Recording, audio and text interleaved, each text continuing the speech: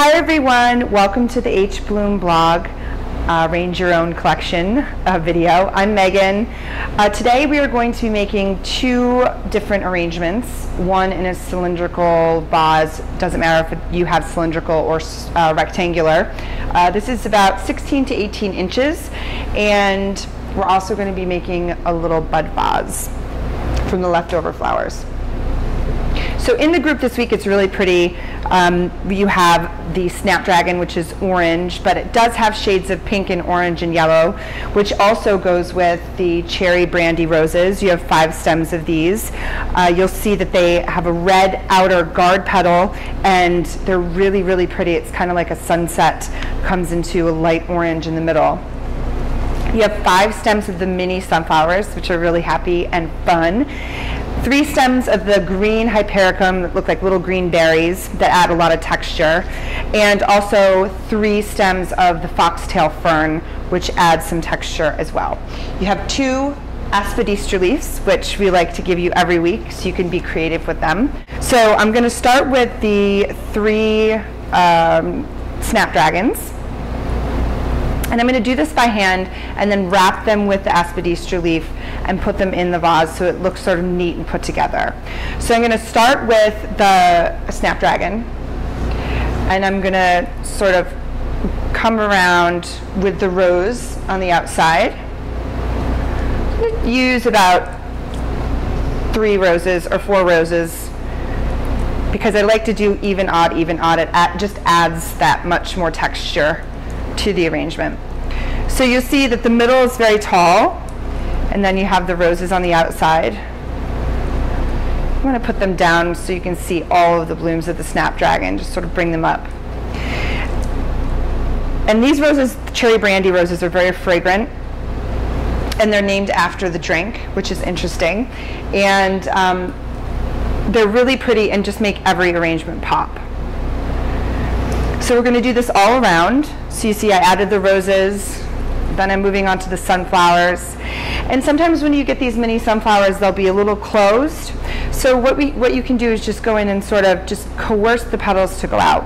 Another thing that you can do is put it in the sun, because sunflowers, they love the sun, and they'll just open right up. They follow the sun. So I'm putting the sunflowers in between the roses, and I'm actually going to save a rose and a sunflower just to be sort of a matchy mini-me to the tall arrangement.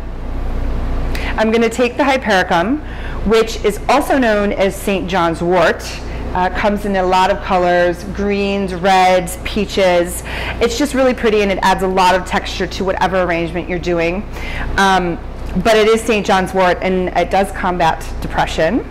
So that's a little interesting fact about hypericum. So you want to just place it around the snapdragon. So you have just rose, sunflower, then you have a little bit of the hypericum in between. And I'm just going to add the foxtail on the end. So it's a little flipped over on the end, just so it's height, and then it's just coming over the vase, which I think is really pretty. And you can bring this down a little if you think it's sticking out too far. Okay, now that you have everything wrapped together, what I'm going to do is, actually I feel like these are little bit sticking out. I'm going to sort of tuck them underneath, so you can tuck the foxtail right underneath, and then we're going to tie it with our flower wire, but I still think that adds a little texture and just fun. So the next step of what I'm going to do is just wrap the aspidistra around, just because you have a little messiness going on here, and it'll look much cleaner when it's in the vase. I'm going to cut the wire first, so you can hold the aspidistra while you cut it. Or you don't have to hold the aspidistra while you cut it, so to avoid the mistake of losing control of your aspidistra leaf. And aspidistra is so fun because you can do pretty much anything with it. You can put it in your arrangement, you can wrap it around, you can wrap it around your vase. So you see, I'm just going to hold it, take the flower wire, sort of maneuver, make sure you have it over all parts of the leaf so it doesn't disappear. I'm just going to gently lay this down. Just tie it And when you have this around there, you can take your clippers and sort of clip off the extra floral wire and just sort of tuck it in so people don't see. Now, when I put this in here, I like to kind of leave it, but I also want it sitting on the lip of the vase. So I like to take and cut my stems as even as possible, just so it's not leaning one way and it's sort of resting on the bottom of the vase. Just like so. Oop, and we lost the foxtail. So if that happens, you can just tuck it on in, take it out, rewire it. But that's our tall arrangement, very pretty. And we are going to do the bud vase next.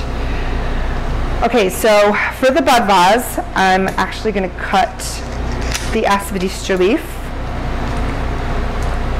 You know, for this, you can cut it further up.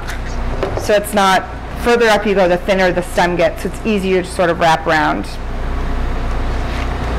You're just going to take it, wrap it around your 2 fingers so it's thin enough. And then you just pop it into your bud vase. This bud vase I think is a 5-inch tall by 1-inch diameter. So I usually come up to about the lip of the flower. That, this.